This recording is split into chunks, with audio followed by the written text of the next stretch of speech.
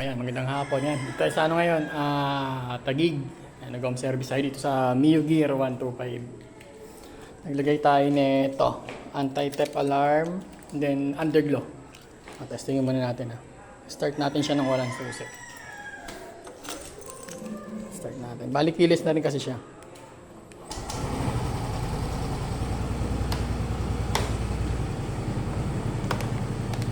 Ayan, agaan na lahat. Kasi hazard. Ayan, after ito. Ayan, tapos kapag ninakaw naman sa inyo, ito pipindutin nyo.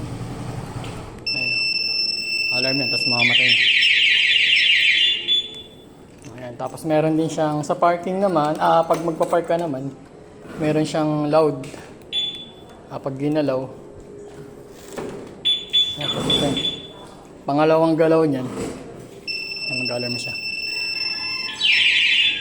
Tapos meron din siyang silent mode. 1, 2, 3, 4, 5. Ito wala naman tong alarm pag ginalaw. Nagbabibrate lang dito. Tapos hindi may start ko.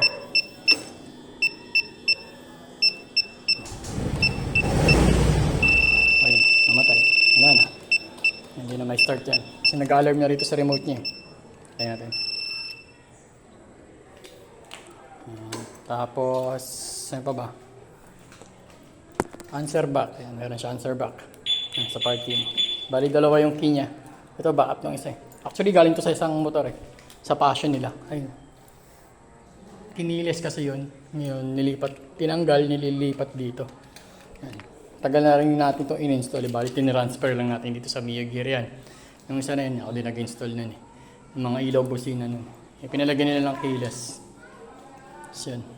Tinanggal to, then ito transfer daw dito. Ayun ang ginawa.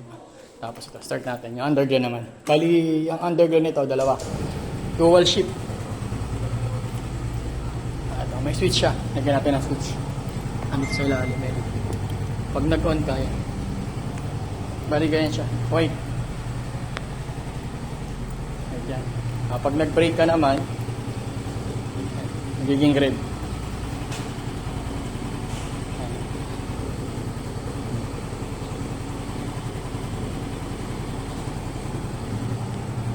Natsura niya pag white. Pag hindi naka-brake, tapos pag naka-brake,